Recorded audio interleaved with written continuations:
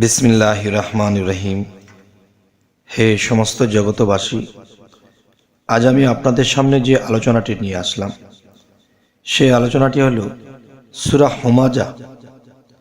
সূরা হুমাজা থেকে যে আলোচনাটি করব, দেখেন কোনো মানুষ আছে যে এই পৃথিবীতে জন্মের পর থেকে তার চোখের পাওয়ার কম, চোখের দৃষ্টিশক্তি কম।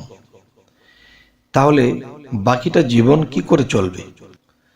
ডাক্তারি চিকিৎসাতে দেখা যায় মানুষ যখন চিকিৎসা করে তো ছোটবেলা থেকে, জন্মের থেকে যেটা হয় সেটা কিন্তু সবকিছুতে সারিয়ে উঠতে পারে না। আচ্ছা, আরো একটি বিষয় হলো, অনেক মানুষ যৌবন প্রাপ্ত হয়েছে তো তার যৌবন বয়স শেষ না হতেই তার চোখের পাওয়ার, দৃষ্টিশক্তি একদম কমে গেছে, যা মানে চলার মতো নয়, একটু দুর্বলটা বেশি হয়ে গেছে। এবং দেখা যায় এমন এমন ব্যক্তি আছে যারা একেবারেই দেখতে সমস্যা হয়, যে চশমা দেওয়ার পরেও তাদের সমস্যা হয়।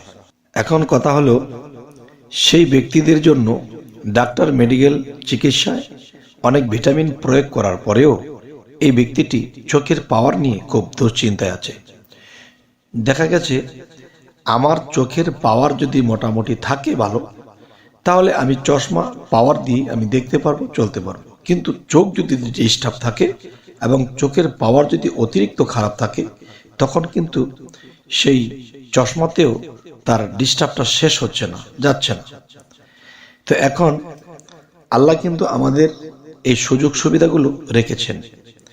যেমন সূরা হুমাজা, এই সূরাটি আপনি কমপক্ষে 7 বার পাঠ করলে, সেই পাঠ করে দেখা গেছে কোনো পানিতে আপনি ফু দিলেন, পরিষ্কার পানিতে ফু দিলেন, ফু দেওয়ার পরে সেই পানিটা নিজে বিসমিল্লাহির রহমানির রহিম বলিয়া খাবেন এবং সেই পানিটা চোখের মধ্যে ছিটা দেবেন, যাতে আপনার নিচে পায়েটায় না লাগে, বেসিং কিংবা ওরকম একটা স্থানে, যেতে পানিটা ওরকম পায়ের মধ্যে লাগলে একটা অন্যায়, যেহেতু এটা একটা ছোড়া পরে ফুক দেওয়া হয়েছে। তো এখন চোখের মধ্যে নিয়মিত কিছুদিন দেবেন। আবার যখন ঘুমাবেন তখন 2 ফোঁটা পানি আঙ্গুল দিয়ে নিয়ে তখন 2 চোখে ড্রপের মতো 3 ফোঁটা দিয়ে, 2টি চোখে 6টি ফোঁটা দিয়ে শুয়ে থাকবে। এরকম বেশ কিছুদিন করুন, ইনশাআল্লাহ। সূরা হুমাজার যে একটা ওসিলা, আল্লাহ বলেছে যে আমি বিভিন্ন কালাম, যে আমার কোরআনে যা কিছু আছে সমস্ত কিছু আমার কালাম। আর কালাম অর্থ কি? আল্লাহর কথা। তাই বলে কি আল্লাহর কথা কখনোই বিফল যায় না। তাই আপনাদের সামনে এই আলোচনাটি তুলে ধরলাম। তবে আরেকটি বিষয় হলো, যে সেই বিষয়টি হলো, দেখুন আমরা দেখা যায় সকালে যখন ঘুম থেকে উঠব, চোখটা বন্ধ করে যদি কারো মুখস্থ থাকে, তাহলে সূরা হুমাজা আপনারা অবশ্যই যদি পাঠ করে উঠতে পারেন। কারণ একটা বিষয় হলো যে কোরআন পাঠ করতে হলে ওযু করতে হয়, এই কথাটি বলা আছে। কিন্তু দেখেন, কোরআন যদি আপনার ওযু না থাকে, তাহলে কোরআনকে না ধরে আপনি পাঠ করতে পারবেন।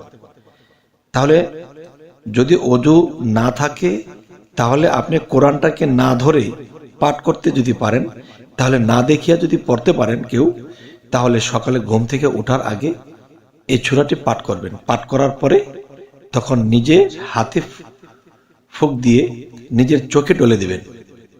তাহলে ইনশাল্লাহ আল্লাহর এই সূরার, আল্লাহর এই কালামের বরকতে অবশ্যই আপনাদের যাদের চোখে ডিস্টার্ব আছে, পাওয়ারের সমস্যা আছে, তারা অবশ্যই সেরে উঠবেন এবং চক্ষু রোগ ভালো হয়ে যাবে। তো আমাদের চ্যানেলে যারা নতুন আছেন অবশ্যই সাবস্ক্রাইব করে নেবেন, পরবর্তীতে ভালো ভালো ভিডিও যেন আপনাদের সামনে এনে দিতে পারে। তো সকলেই ভালো থাকবেন। আল্লাহ হাফিজ।